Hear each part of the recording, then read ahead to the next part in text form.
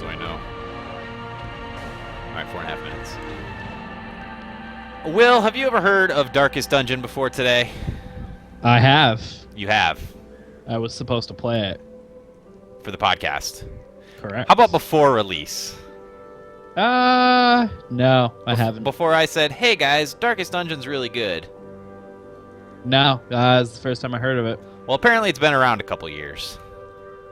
Early access? Yes. Okay. One of those games. And it just came into full release at the top of the year. And I'm just going to play the intro cinematic. It's just a couple minutes, but it does set up the game a little bit. Just a little brief background. Darkest Dungeon is a roguelike with a lot of strategy elements. And the way they phrase it is that it's all about making the best of a bad situation. So your heroes are never in good shape, and you just kind of got to deal with that. And I'll explain that a little bit more in a minute. All right. But let's watch the intro cinematic. Ruin has come to our family. You remember our venerable house? Opulent and imperial, gazing proudly from its stoic perch above the moor. I lived all my years in that ancient, rumor-shadowed manor, fattened by decadence and luxury. And yet I began to tire of conventional extravagance. Singular, unsettling tales suggested the mansion itself was a gateway to some fabulous and unnameable power. With relic and ritual, I bent every effort towards the excavation and recovery of those long-buried secrets, exhausting what remained of our family fortune on swarthy workmen and sturdy shovels. At last, in the salt-soaked crags beneath the lowest foundations, we unearthed that damnable portal of antediluvian evil.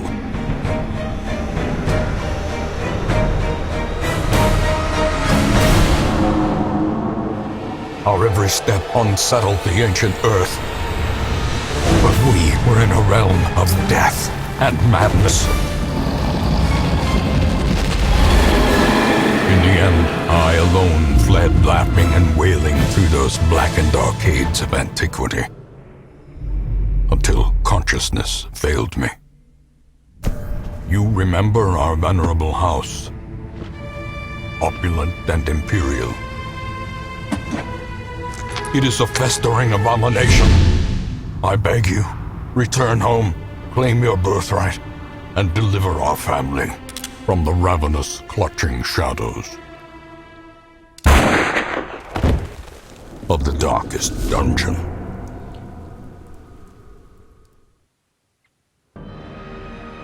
Boom!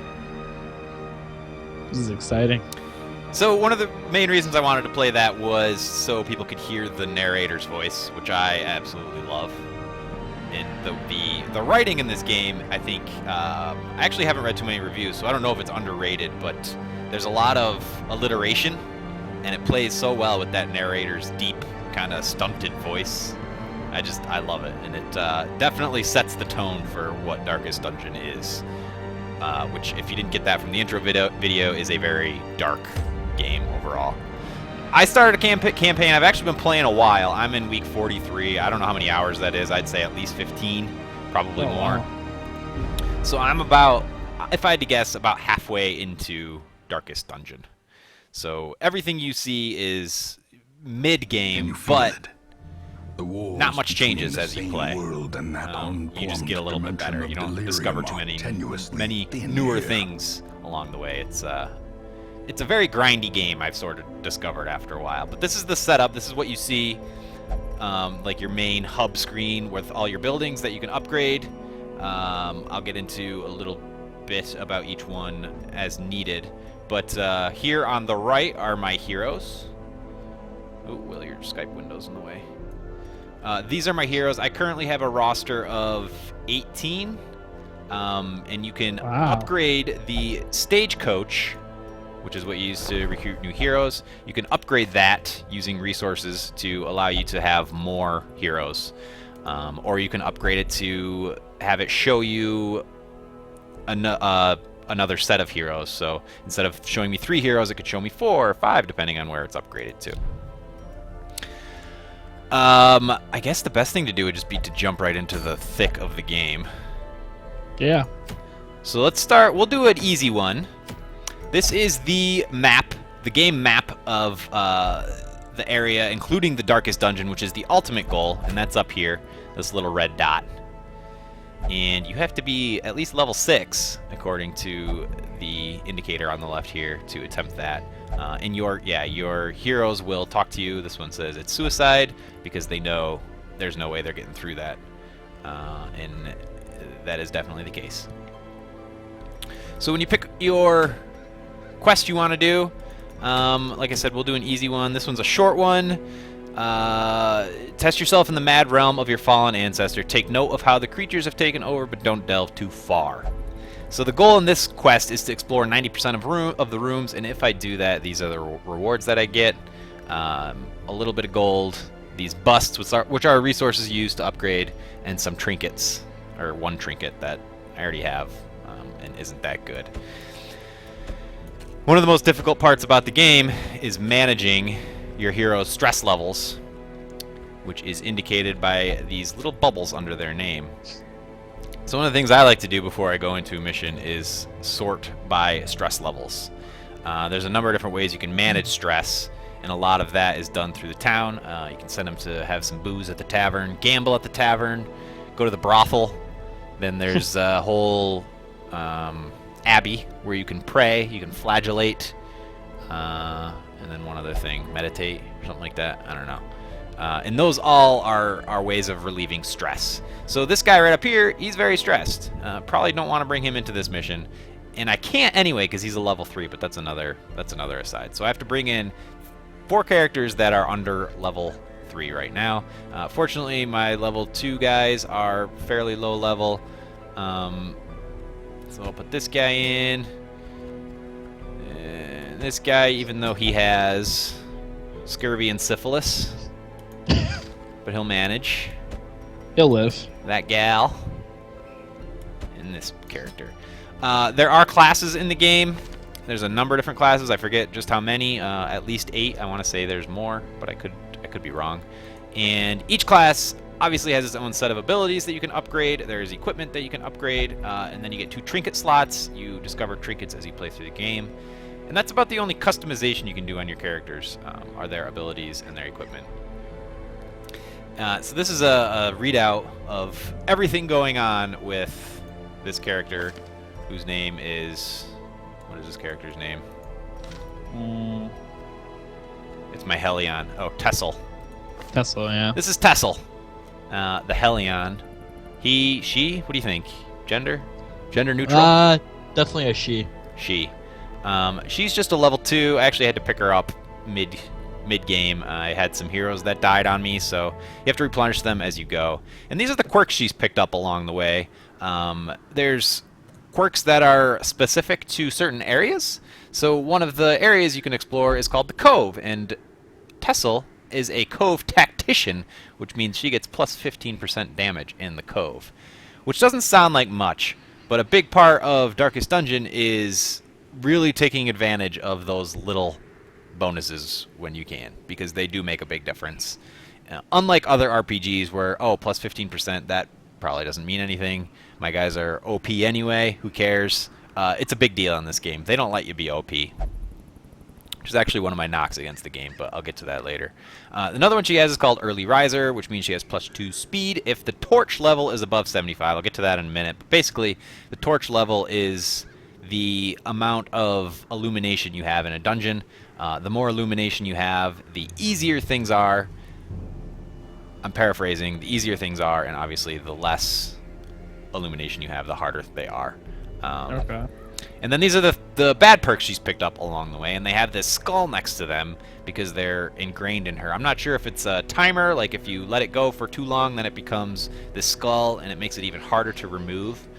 All these quirks you can remove at the sanitarium, which is in your little town layout there. It just costs money to do, and a lot of times I don't have the money to fix them. If they're really bad, I'll fix them, but most of the time I just let these go. Blutomania. She's obsessed with cleanliness. I'm not sure how that plays out.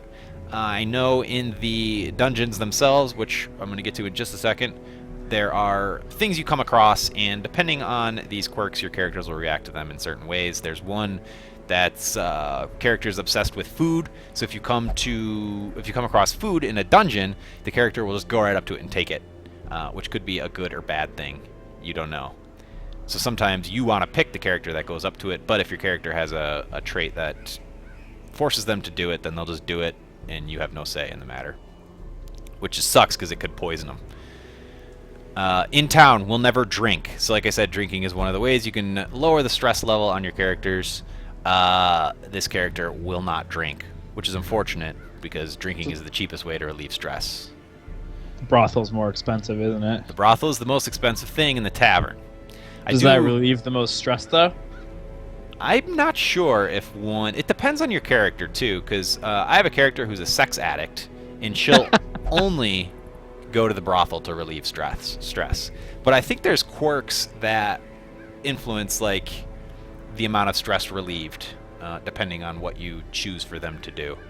Diurnal, -2 speed if torch below 26. I don't care about that because I always make sure my torch level is really high because this game's really hard and I want to make it as easy as possible. And then Zoophobia, she gets plus 20% stress damage versus Beast. So, stress damage is what attacks your stress level. So if she's fighting beasts because she has Zoophobia, they're going to do more stress damage to her with their stress attacks. So it's not just hit points you have to worry about, it's your stress level too. And if your stress level gets too high, you can have a heart attack, which also sucks. So these are combat abilities. I'm not going to go too into depth with those, but positioning's big. You have 4 slots as you're walking through a dungeon, 1 slot for each character, and you can move which slot they're in, and they have certain abilities that only work in certain slots. So this one right here, Iron Swan, you can see the yellow dot. She has to be in the first spot, and she can only attack the last spot of enemies with it. So there's a little bit of strategy involved in that part of it. And camping skills are a little bit different. In the medium and longer dungeons, they're long enough that you get to camp. And when you build your camp, you have a set number of rounds where you can use your camping skills, which do various different things for your team. Some of them relieve stress, some of them heal. This one right here, Battle Trance, gives her plus 10 to accuracy if she's in the first position, 20 damage if she's in the first position, and that plays into the whole positioning amongst your ranks.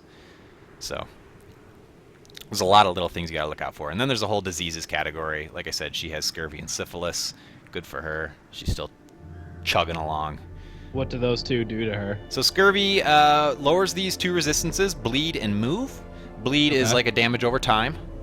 In the move, so you know how I was talking about positioning in your ranks?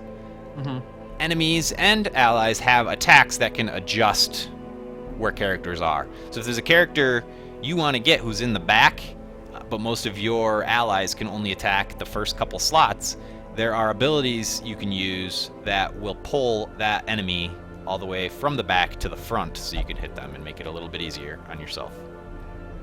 Okay.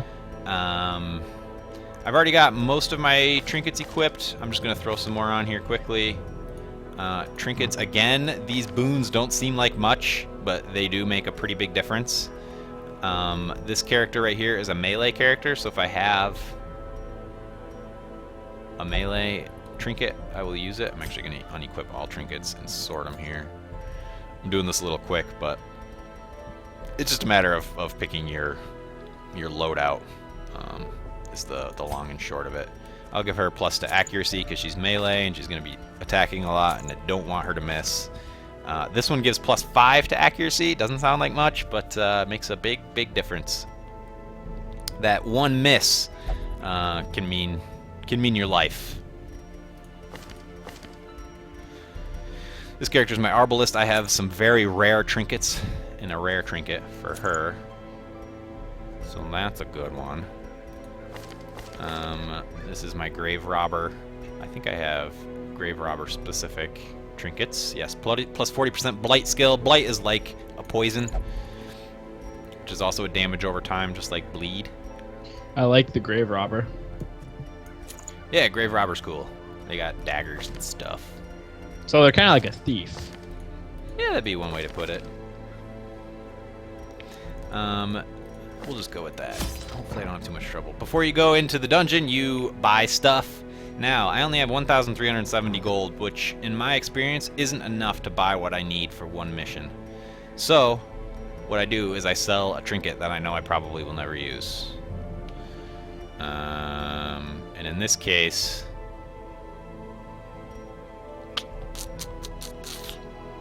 let's go with... Actually, probably should have equipped that one.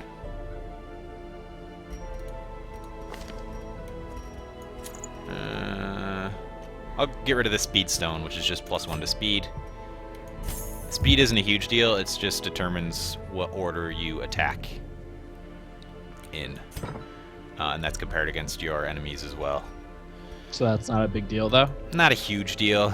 It depends on the character. If there's a certain character you want to go first because they have a stun or something else that you want to you know, get out first, then it does, but I haven't worried about that too much. Maybe I should. Mm-hmm. So right away it starts me off with a bandage, a shovel, and some medicinal herbs. The bandage stops the bleeding, which is the damage over time I mentioned, and the shovel is something you use to clear obstacles in the dungeon, which is a big deal because if you don't bring a shovel, multiple shovels, and you come across a big pile of crap, then you have to remove it by hand, which increases all your allies' stress levels and eats up your torch illumination. So I also like to bring a key in case you come across a chest. There's a lot of times good stuff in there. And then I'll bring, for the short dungeons, at least 8 torches in maybe 9 or 10 food. And yeah, I have a little bit extra money. I'll play it safe and bring 10 torches and 12 food. And then we embark.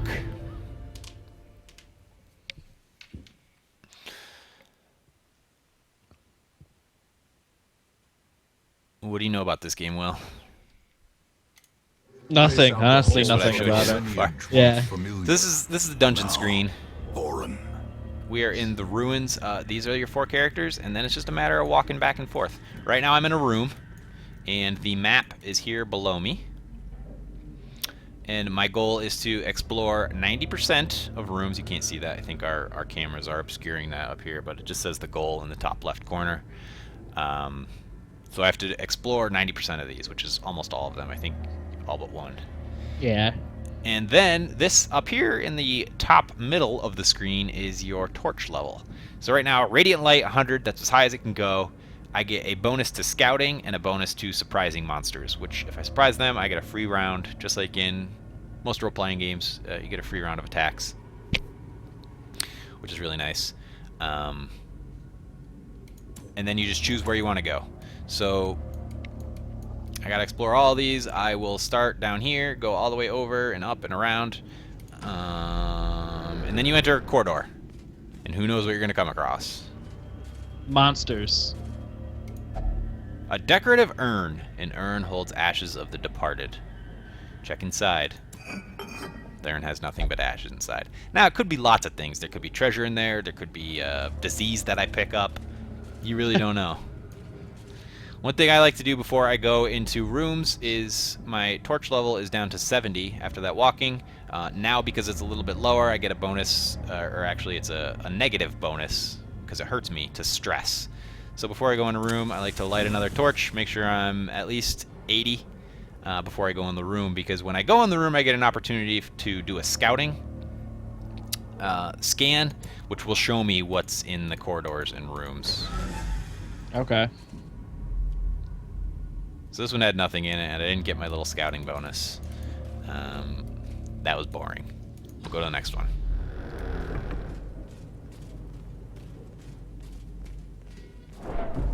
Here's that junk I was talking about. Even the cold stone seems bent on preventing passage. A crude jumble of stones and debris blocks the path. So, fortunately I have a shovel, so I'll just use my shovel to clear that, and it clears it right away. If I didn't, like I said, I'd have to do it by hand. All my characters' stress levels would go up, and I'd lose a lot of torch. Okay. So we'll go into our room again. How quickly do shovels break? One use. Oh, one use. Okay. So this is what I was talking about. Because my torch level was so high, I surprised all these guys, and now I get a free round of attacks. So now I gotta choose what abilities I want to use. This flashing daggers I like to use because it attacks 2 enemies and still does a good amount of damage. But because these guys are skeletons, they don't bleed very easy. And this attack decreases their ability to resist bleed. So I don't know if it's worth it. As you can see, their resistance to bleed is 200%, which is nigh impossible to break. Wow. But they can be blighted. So I will use my poison darts and pick one of the guys to attack with it. I like to prioritize the guys who deal stress damage first. None of these guys, I don't think, deal stress damage. You can see their skills in the bottom right. I don't believe any of those cause stress damage. But since I can attack the last enemy, I will just use it on that one. Most of my guys can't attack all the way in the back, so their debuffs and all what's going on is beneath them. You just mouse over and it says now he has minus 20% to blight resist for 3 rounds, and he's blighted. 3 damage per round for 3 rounds, so it's going to deal 9 damage, and I'll just keep stacking on top of that. This is my Helion. This is Tesla with the scurvy and the syphilis. I like to use this breakthrough attack, which attacks 3, and it shows you beneath the ability, you know, what position you can use it in and how many spots it's going to hit, because it's got 3 connected red dots, then it's going to attack all 3. Whereas something cool. like if it bleeds can just attack 1 spot. That's cool. And most abilities have other things tied onto them, like this one. If I use it, the damage modification is minus 55%, so because I'm attacking 3 enemies, it's going to subtract the amount of damage I do by 55%, and it would also inflict on me minus 20% damage and minus 15 dodge. But I still think it's worth it, because these guys are relatively weak, and I'll kill them quick enough where something like that doesn't add up too much.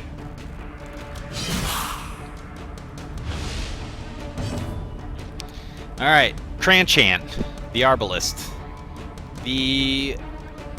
One of the things I like to use with the Arbalist is this Bola skill, which attacks the front 2 and 75% chance to knock them back 1.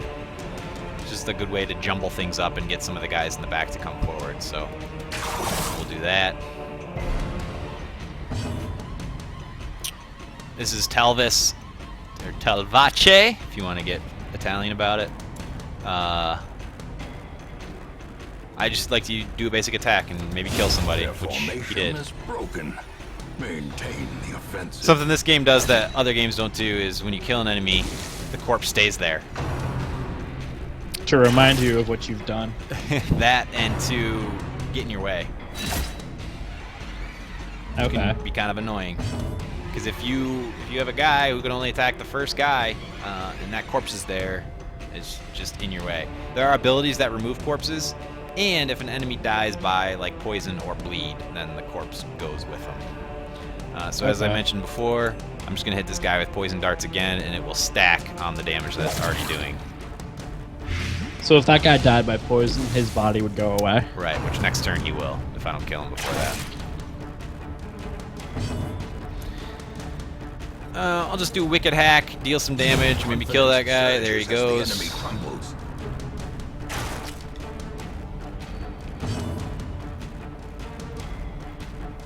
So this guy, as you can see, none of his abilities will attack third or last place guy. I could move, but that would be my turn. I could move him forward. Doesn't really make sense to do that. Might as well keep him where he is and use this ability, which is a heal and a buff. And then use the Arbalist to hit this guy and kill him. Continue the onslaught. Destroy. And then this guy, just so I can show you, will die of the blight.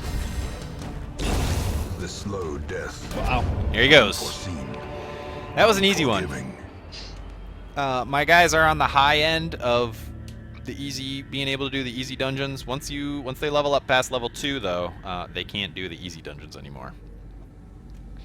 So then you gotta keep cycling in through, or with new people. Yeah, and it's one of the things I don't like about the game, honestly. Okay. I don't know if I'll get to that in this primer, but at least on the podcast I'll talk about it. These are the spoils. There's some good stuff in here. These crests are the resources you use for upgrades, and then everything else is just worth money. Are those emeralds? Yes, they are. Green like Wow. molten envy. Right? Yeah. I just love the little writing bits in here. And then there's a treasure chest here. It's a locked sarcophagus. Now, you can just try and open it, but most of the time, that's a bad idea, which is why I brought a key. And Is it opened like the skeleton key? and gave me this. Yep. Skyrim and Oblivion? Yeah, but it disappears after you use it.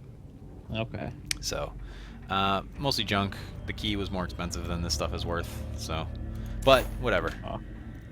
Whatever. Oh, so I got the scouting hit. So it's going to show me what are in the rooms adjacent to me and what's along the way. So I can see if I go up, there's going to be a trap. There's going to be some sort of interesting thing, and then this room will be empty once I get to it. So we'll go that way. Now, because it showed me the trap, it'll show me it when I get to it, and it'll tell me which character has the best chance of disarming it. The Grave Robber, as she should, has a 110% chance to disarm the trap. So, bingo. And she gets a little boost to stress.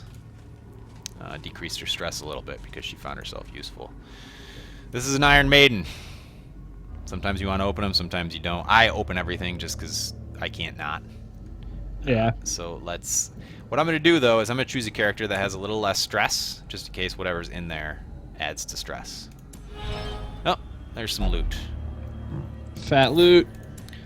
Fat Loots is right. Now, I know there's nothing in this room, because my scouting ability told me that. I'm going to use a torch to boost up my light anyway, and go in, and maybe I'll get another scouting hit. I didn't, but that's alright. I'd rather be surprised. You're gonna get ambushed. Probably. Here's some junk on the floor. More gold.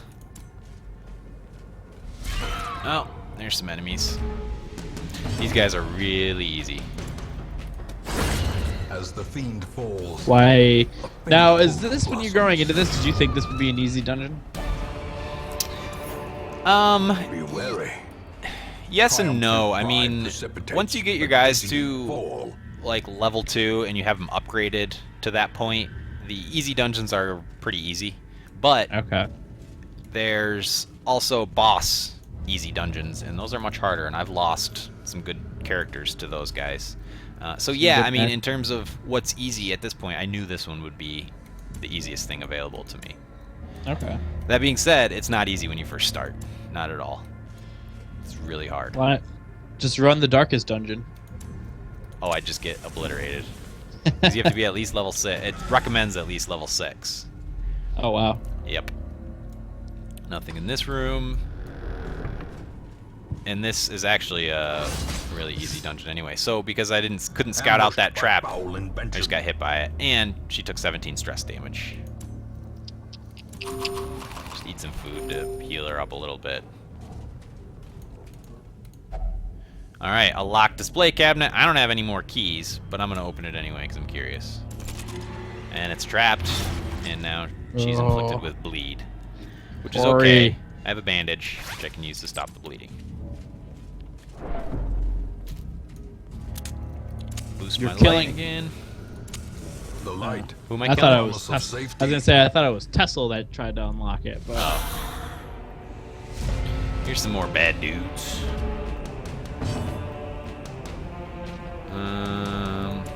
So here's a character that deals stress damage. In the bottom right where it says skills, Tempting Goblet has the little stress icon next to it.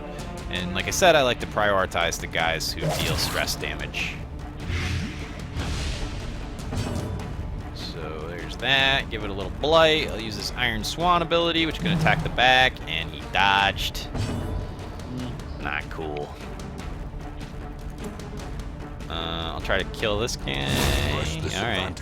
It's usually, if you can kill an enemy, it's usually a better idea just to kill him and get him out of the way than it is to pick away at him. Just because any damage you don't take or stress damage you don't take is a plus. Because all things considered, I don't really have a way to heal my guys. Is there not like a I can eat food. priest-like character? They're called Vestals. And a lot of characters have healing abilities. The Arbalist actually has a healing ability. I just don't have it activated for this mission. But even so, like, a lot of times it's not enough to keep your party functioning for an entire dungeon. You have to be you have to be really careful with the damage that Great you is the let weapon yourself that take. cuts on its own. Okay. Tessel's getting her Tookus handed to her. Oops.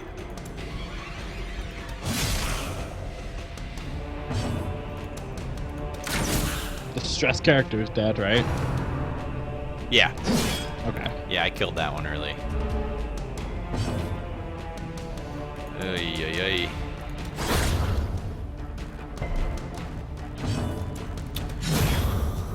Alright.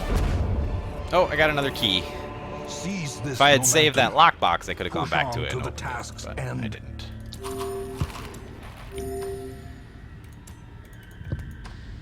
Now, if you hit the bodies on the ground, like that said resist, does that just nothing happens? The bodies on the ground take damage as normal, but the resist is whatever debuff or whatever was tied into the ability that you use. The enemies can resist it, Okay. and it doesn't always hit. It's your attack versus their resistances. Okay. Torch in. Alright, another scout. Now, this stuff to the right of where I am, I don't really need to worry about because my mission goal is to explore 90% of the rooms. Those don't count as rooms, so I don't even need to go that way.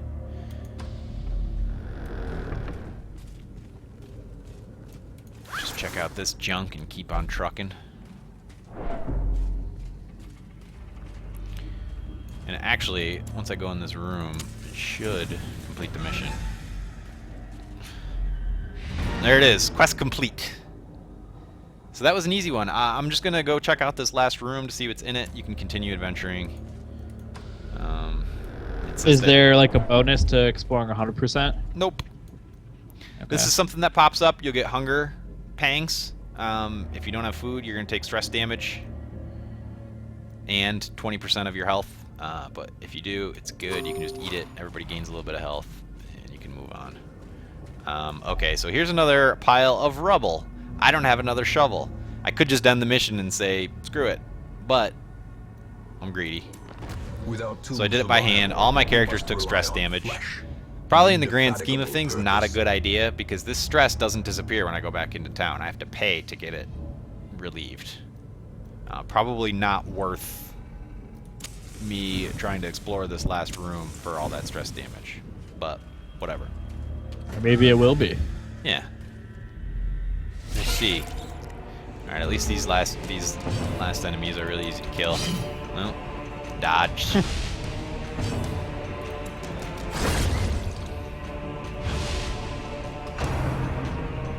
Spiders. This isn't a great example of...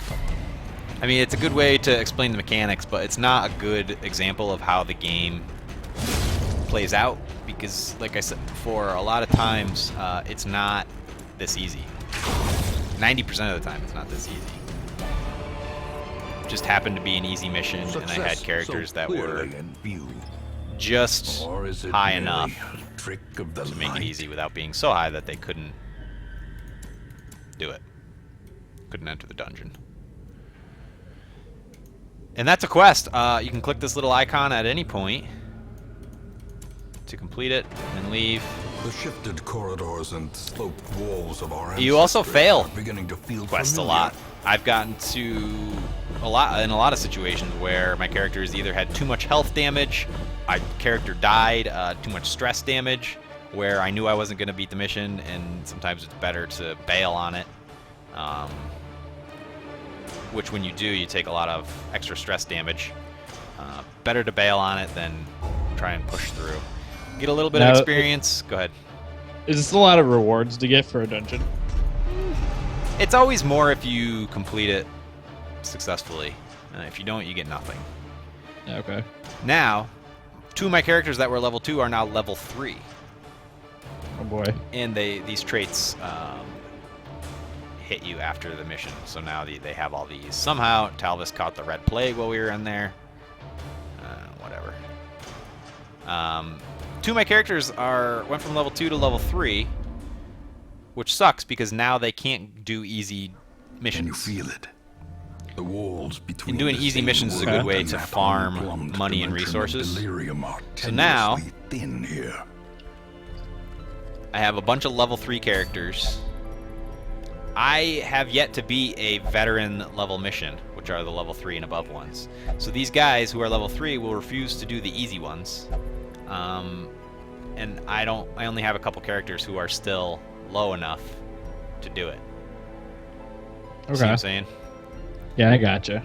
So it kind of sucks. I actually have 4 characters that can do it. But what happens is once they're all level 3, you have to remove people to go back and do the easy missions, which sometimes you have to do because your guys aren't good enough and you don't have enough money to make them good enough. So you have to kick some guys out, get some newbies who can go through, level them up enough to be able to complete the easy missions to get you gold and resources to upgrade your stuff more. Okay. So it's kind of a sticky situation, and I don't like that the game kind of punishes you like that. I like for exploring and being good. Yeah, I like the difficulty level, but I don't like that you're sort of punished for succeeding in a way, you know? Yeah. So I talked a little bit about the tavern for stress relief. I have some money now, so I can get these guys the relief that they need. This guy,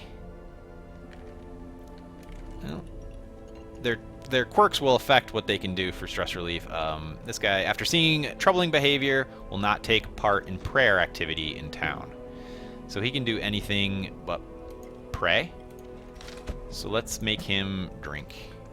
So you put him in, you pay the 1,275 gold, and then he's out for the week. So you can't use him in the next mission that you go on. This guy's second most stress and third. These guys are level 0. I should probably get them stress relief because, like I said, I need to farm those easier dungeons to be able to upgrade my higher level guys enough so where they can beat the medium level stuff. So we'll give him a little bit of gambling, and we'll send him to the brothel. That's the tavern. There's also the abbey where you can pray, meditate, or flagellate. I'm going to forego that for now and instead go to the sanitarium where you treat the quirks and diseases. You can treat good ones too if you want to get rid of good ones. It's going to cost you. Same as these other ones. These ones that are locked in with the skulls are 7,500 to relieve. I only have 4,500. Why is everything so expensive? It's just the way the game is, man. Wow. That's what I'm saying. You get to a point where all your guys are level 3. You have to do the medium, the veteran level missions, but you just get clobbered, which means you don't win any money, which means you don't have any money to take care of your characters. So you get to this point where you have to kick out your good characters to make room for newbies, so you can play through the easy ones, just trying to get enough resources. You're right. That is kind of stinky. Yeah, I don't like it. I don't like that. I'm not sure what the workaround is, but I don't know. I'm not going to treat any of these quirks, but I do like to treat the diseases, the scurvy and the syphilis, because that's kind of a big deal, minus 40% to bleed, and it's cheaper. I'll take this other guy and take care of his red plague. It's cheap. And they are also out for the week. What haven't I showed you? There's the Nomad Wagon, which sells trinkets. Some of them are pretty good. The more you upgrade it, the cheaper they are, and the more they'll show. I don't think I've bought a trinket from here yet. I just haven't had the money. But trinkets are important. So is Blacksmith, where you can upgrade a character's weapon and armor. You can see right here it says next to their little symbol of weaponry and shield what level they're at with that, 2 and 2 and 3 and 2 and blah de blah. And then the guild is where you upgrade abilities. Throw a character in here, and it's just like your normal ability tree. Nah, that's not a good way to put it. You know what I mean. Yeah, I know what you're trying to say. Yeah. I've actually upgraded this quite a bit to make it cheap, because I think in the long run it'll pay off. Maybe not. But actually I can upgrade some of these abilities right now. The poison darts I like because that's blight. Once you upgrade it, it's very minor. It goes from doing 3 points per round for 3 rounds to 4 points per round for 3 rounds, and becomes just slightly more accurate. But it does make a big difference because, like I said over and over again, it's all about the little things. I actually don't use that ability, so I'm going to get rid of that. This is also where you unlock other abilities. The characters that you get through the stagecoach will come with 4 abilities, but there's at least 3 others that you can unlock for them to use instead if you don't like what they have. Yeah, I'll wait on that. The graveyard, where you can view your fallen heroes. These are all the guys I had that died. Aw. Yep, it's really That's sad. And actually, this character, Quesnel, I had from the start, and she just recently died on me.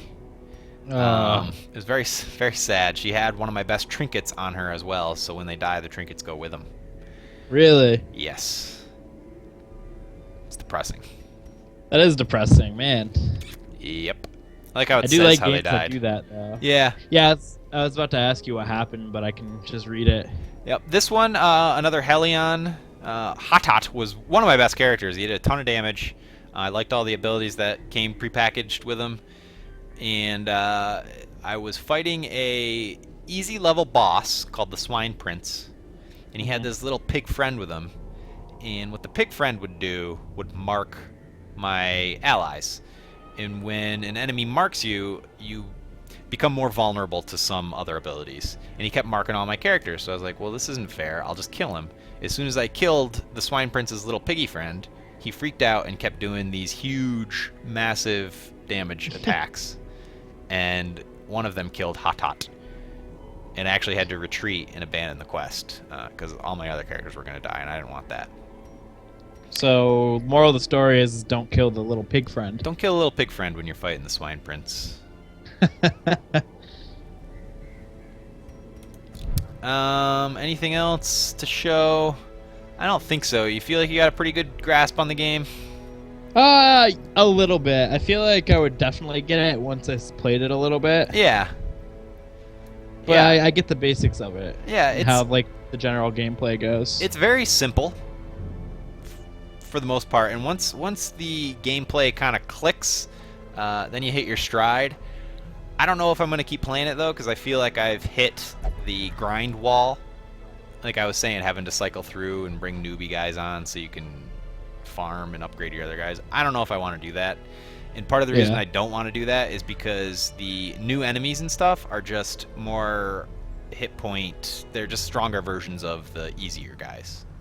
Okay. So you're not seeing anything new along the way. It's just the same old stuff. Right. Maybe once you get to Darkest Dungeon, it changes up a little bit. I don't know. I haven't gotten that far. But like I said, I'm at least 15 hours in at this point. And I've kind of felt like I've just been spinning my tires. And there's other games to play. Yeah. The last thing is this survivalist where you can upgrade your camping skills, which I talked about in the medium and long dungeons. You get an opportunity to camp, and you can upgrade those skills here. Huh. I think that's it. Yeah. Any questions, Will? None that I can think of right now.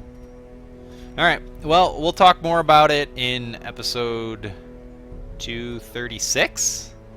Sure. I think it's going to be 236. I think so too. Anyway, our January 29th episode, where we talk about this and The Witness. And I'm excited to talk about it. Yeah.